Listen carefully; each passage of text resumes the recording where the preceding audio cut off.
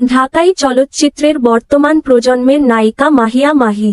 বিচ্ছেদের পর সন্তানকে নিয়ে ফুরফুরে মেজাজে আছেন এই নায়িকা। বন্ধু বান্ধবীদের সঙ্গে সুন্দর সময় কাটাচ্ছেন তিনি।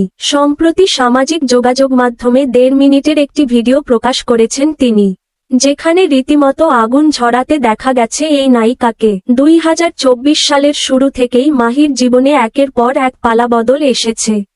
নির্বাচনে হার, ব্যক্তিজীবনে বিবাহ বিচ্ছেদ, সবকিছুকে পাশ কাটিয়ে নতুনভাবে ঘুরে দাঁড়াচ্ছেন তিনি। তার এই ঘুরে দাঁড়ানোর পরিবর্তনটাই ভক্তরা দেখল 1.5 মিনিটের এক ভিডিওতে, যেখানে সাদা শার্ট ও কালো প্যান্টে একের পর এক পোজে ভিডিও ধারণ করেছেন অভিনেত্রী। ভিডিওটি ঝড়ের গতিতে ভাইরাল হয়েছে ফেসবুকে।